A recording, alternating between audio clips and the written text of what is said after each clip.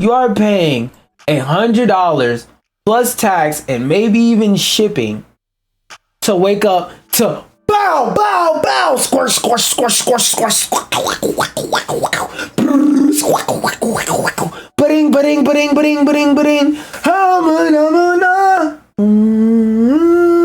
You're paying $100 to wake up to that. Not gonna lie, gang. Go in your fucking phone settings, set up an alarm, and wake up when the alarm tells you to wake up. Jeez, it's not that simple. A lot of people be telling me, sometimes I ain't got the motivation to get out of bed. You don't always have to have the motivation to get out of bed to get up. Part of it is just getting the fuck up. Like, unless you are physically disabled, just get your lazy ass up. But moving over to from one lazy ass, stupid ass idea to a not so lazy ass, not so stupid idea coming from a lazy ass, stupid ass Blizzard. Now, if y'all don't remember, wait, hold on. First, let me sip some. That shit took some of my breath away with how surprised I was. They thought of that dumbass shit.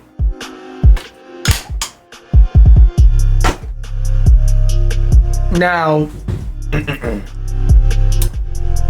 as I said the other day, there's this dude who made a book, who wrote a book about Blizzard. What was the name of it? It was like Play Blizzard or something like that. Play in the Snow. Play Nice. Play Nice, the rise, fall, and future of Blizzard Entertainment. That's what it's called. As y'all can see, I've been to the Amazon tab and all that. I'm gonna probably like play it over the weekend while I play like Infinity Nikki or something like that. Just listen to the book. But yeah, he dude wrote a book basically exposing everything wrong with Blizzard, and I told you for the next at least couple days, maybe the rest of the week, but probably the next couple weeks, we're gonna constantly see articles and hear news about the stuff that's in this book. Skip the first two. Oh, for Play Nice, he interviewed more than 300. Okay, yeah. One of Blizzard's most prominent games, Overwatch, suffered heavy consequences from the turmoil. On March 22nd, Overwatch 2 canceled the PvE sales and addition, blah, blah, blah. What the fuck is this picture, man? That's probably going to be the thumbnail. I'm not even going to hold you. I might just make this a thumbnail because that's funny as shit. Or at least it's going to be one of the thumbnails I test because this is a funny ass idea. I'm going to actually put Overwatch gameplay there, though. Overwatch was led by Walter Kong, who oversaw the release of regular heroes and content for Overwatch 2. Oh, so Walter Kong, you're the other person I have to say fuck you to, other than Big Bobby. Saw the release of regular heroes and content for the Overwatch free-to-play update, as well as new projects like a mobile version of the franchise that we never and still aren't going to got/have/get. Kong is the current general manager of Overwatch for Blizzard Entertainment. The book did not reveal when the game will be released, but it is in active development. We also don't know if the mobile project will be a port or a new experience. I don't give a fuck either way. I'm not playing it. Fuck Blizzard. Overwatch isn't the first Activision title to dive into mobile gaming scene in 2023. The company confirmed that Call of Duty Mobile was officially larger than the mainline series, which is true because for those of y'all who don't know, there are a lot of mobile games that go triple platinum, especially in places like India, where it's just not, I don't want to single out India, but that's just the first two to come to mind are India and China. They are very big markets with a lot of people and very dense and very like small, highly populated spaces where they can't afford to get a console that often. There are a lot of people there that live far below the poverty line. More so people that live far below than people that live at or above. So a lot of them, all they can afford is $200-300 for a phone. So if you have a game on mobile that's decent, especially if it is like a premium experience and it supports controller, you'll be able to get a good foothold in certain markets. Or even for people that just like playing Call of Duty on the go, period. Because a lot of people have phones in their pockets and Call of Duty is a popular franchise. So, you know, two and two together, or even PUBG Mobile, because like when it comes to the mobile gaming market in America, we don't take it serious because we mostly see it as like TikTok brain rot Subway Surfers and Candy Crush. But outside of America, they really bought that mobile gaming shit. Just like me and all my other fellow American PC elitists are PC elitists. In other countries, there are people that are real life mobile elitists because it's an on-the-go platform and it's all they can afford. So that's how they just cope with it. This isn't their first this isn't their first dive into the mobile gaming scene. Company confirmed was officially larger. Activision followed up on that success by releasing Warzone Mobile this year in March. The new Battle Royale reached more than 50 million pre-registrations ahead of the official launch date. It's unclear what it will be and if it'll hit the same heights of COD, but the framework is definitely there. Okay, let me sit down for this, because I want to have a deep talk. Blizzard about this game that I loved, past tense, and that, like, I want to see all these companies do good in terms of for the experience of gaming. So look, listen here, big boy Blizzard, listen up. What I need you to do, you don't have to make it complicated. You don't have to create a whole new game, even though that would be cool for mobile. All you need to do is downgrade the visuals and add controller support to mobile, and you will be fine. Now, I know this contradicts my morals of fuck Blizzard, but I'm always all for getting a game into more hands. Because, like, and just to let y'all know, there's a lot of people, especially people who play on PC, who are big fans of no console exclusivity. Me, despite the fact that I'm a PC elitist, I believe in console exclusivity, because to me, in my opinion, console exclusivity tends to promote competition. Because one of the reasons I always tell people why PC is such a great platform is that PC, especially if you like indie games or if you play indie games, PC will always have any and every indie game or anything else. And I was watching a video that randomly came across about how most of the time it's hard for smaller studios to port their games to console, because since there's a higher quality standard, not tests necessarily, but more or less the tests to make sure you're having a quality game are more rigorous than a Steam or Epic, where basically you sign up and you upload the files and pretty much they will let anything rock on their fucking store. That's why that racist Elden Ring Tyrone or whatever it was game that I believe I was doing the daily articles thing when I saw that. But it's like it's like a bunch of really racist games on Steam. Like, I remember one was Grand Theft Tyrone. It was a bunch of stuff like that made by one dev. So Steam needs to make their process a wee bit more rigorous, but like it's very friendly to indie developers who don't have stuff like a business email, which was one of the requirements, that you have to have a business email. You have to be an actual LLC or part of an LLC company, aka having a publisher, to do it for you, to like get your game onto these platforms. So like,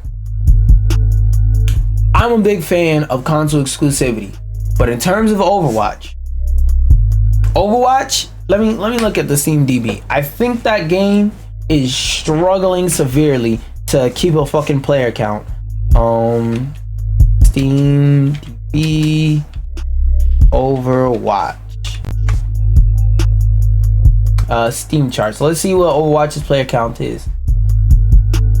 Okay, so their peak was 70,000 and right now they're at 20,000. So actually they're not struggling that hard to maintain a player base, but they could up their peak, because 75,000 for Overwatch. Let me look at Overwatch 1.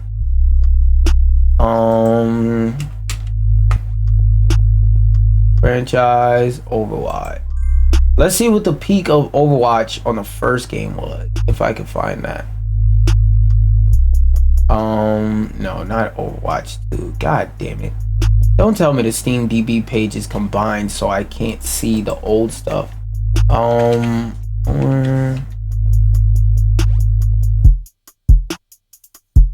Yes, I am human. The fuck is he talking about? Overwatch 2, DLC. Oh my god. Overachieving, operation. I can't even look at the numbers for the original one. Okay, so I just gotta straight up Google it.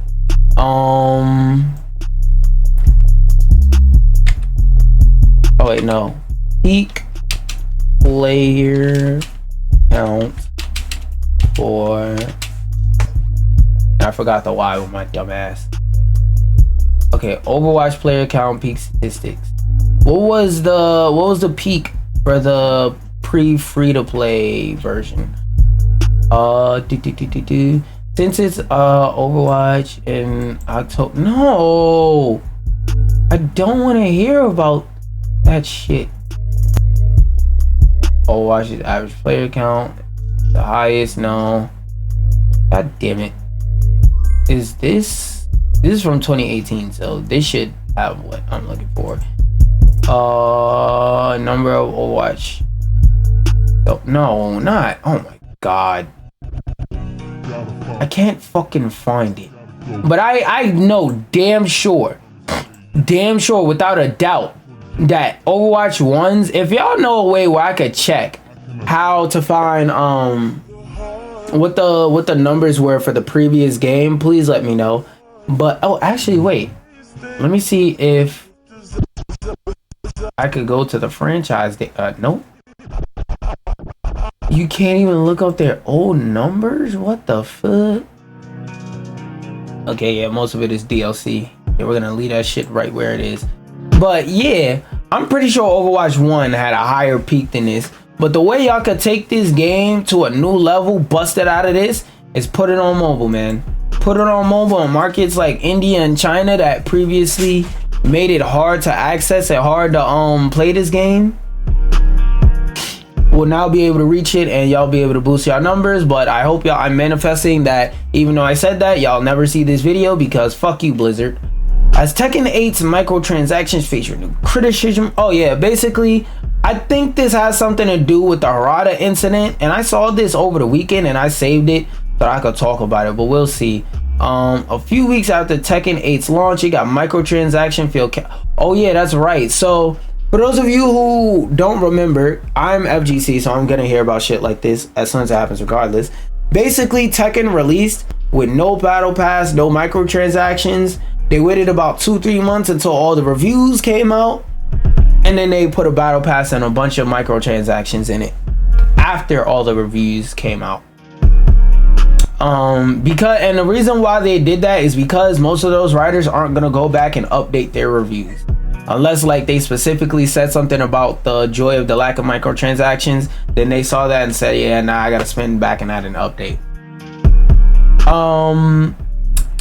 Few weeks, cynically minded players were quick to note that this happened after the game's glowing critical and user reviews. Okay, yeah, I just said that.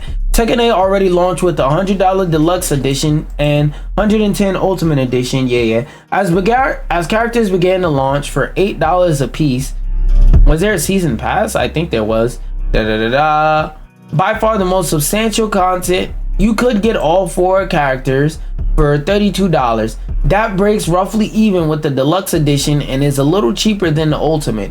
Either way, the cashed up meant that no edition would grant you full access to the game's content, which has been an annoyance for players of many fighting games in the modern era. Last week, okay, that's talking about what happened to Rada. Okay, that's going over the tweet I read. I think I failed to create an organizing structure. That's basically okay. So to sum this article up, because I think it's about the incident I'm talking about, I thought it would give new information, but you could go back and watch the video on it and scroll on my channel. But the short version is basically what happened is they released stages with all of the characters they released without charging you extra for the stage, but with making the stage free. So even if you don't have the DLC character, you still get the stage in the base game for free, except for with Heihachi. They now reversed it and made their policy, yep, you gotta pay now. So let's see what else they got. This music is perfect for how my mood is. So y'all remember when I played Roblox for 15 minutes on stream? Then I hopped the fuck off and I called it stupid and I deleted my damn account, hopefully. This is why. Report on Roblox describes it as a pedophile hellscape for kids. Let's read on. User inflation. Wait. Reading. Roblox response. Okay, I don't care about user inflation. Where is it? Roblox response. There we go. Roblox Corporation has responded to Hindenburg's report overnight. The company titles its reply, Roblox refutes misleading claims in a report. For the sake of your company, of course you're gonna not claim that shit. And begins with widely irrelevant statements like, every day tens of millions of users of all ages have... Okay, bro. Okay, I'm not even gonna finish reading that. This is unquestionably true, but no, it isn't.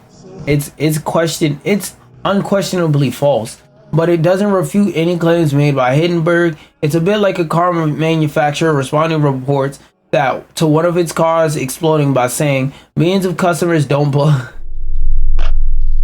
He said, nah, it's not that the game is filled with peds crawling everywhere. It's the fact that you're able to be a victim of ped. It's like, what, bro? Like, this is literally a textbook case of victim blaming, in case y'all don't notice. Because it's like, whoa, what the... You what? Like, that's how I feel reading this. This is, the response then moved... Wait. Uh-oh, I'm skipping a lot. Let me take a shot of this water. I'll need to, too. I'm dehydrated.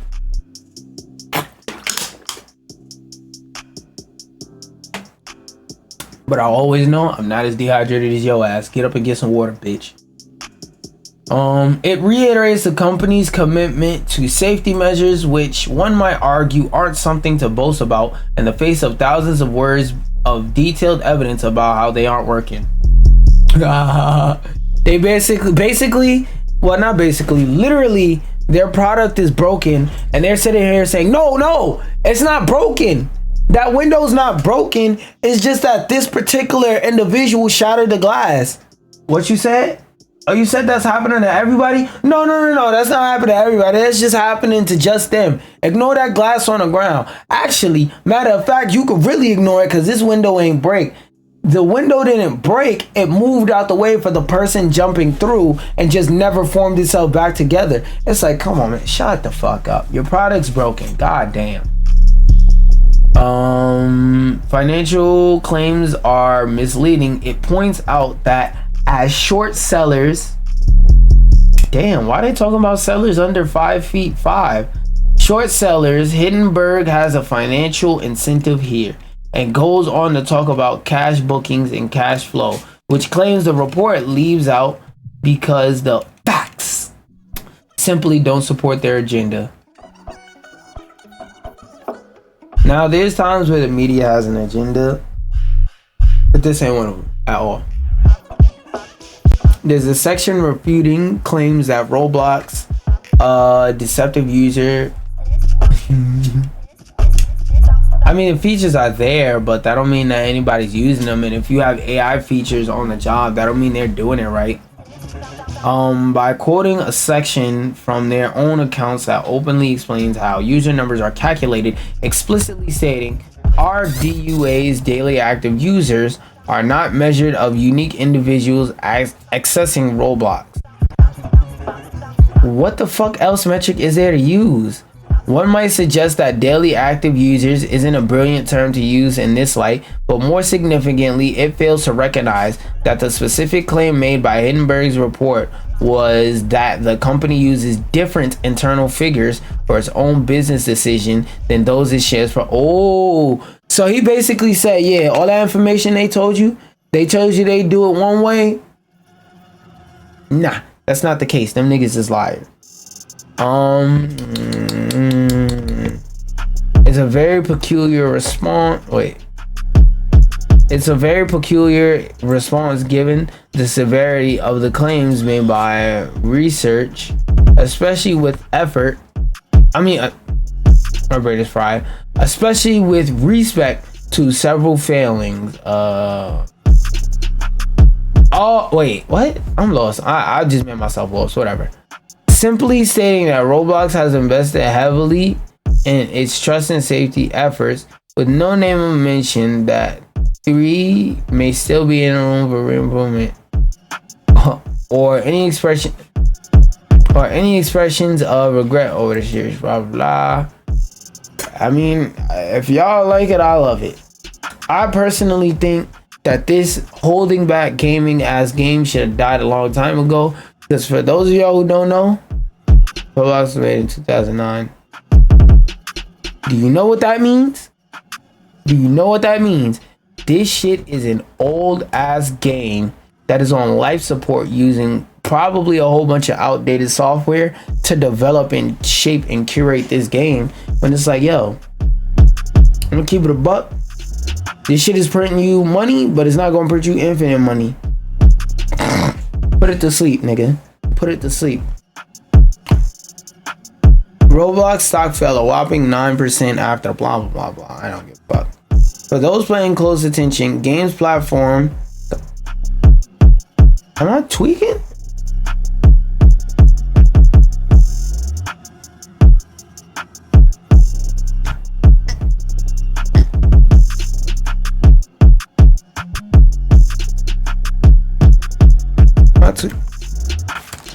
What the hell is stomp is wild? Anyway, let me pull out this PDF. Let me pull out this PDF about PDFs.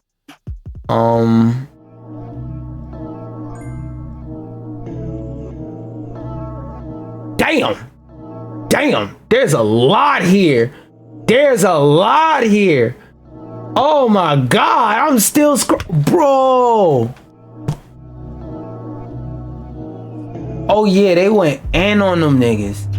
I'm gonna have to watch a video breaking all this shit down. I'm not watching all this shit by myself, bro. Oh yeah, Overwatch had 24 hours to respond to this shit, and their response was basically, if you 8 years old and a pedophile tries to holler at you, that's your fault for responding. Like,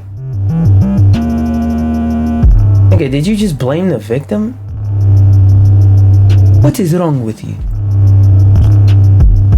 I don't know, man. I don't know. Roblox company, y'all took a big fat L with that one, because people have been saying for years that fucking Roblox is a haven for PEDs and PDF files and all that stuff, and everybody took it as a joke. No, that shit is real. People do not be joking when they say that shit is heaven for pedophiles. Xbox reveals Indiana Xbox Series X edition. I just wanted to show it off and say, wow, it looks cool. You like the look of this console? Yeah, so do I. Come here.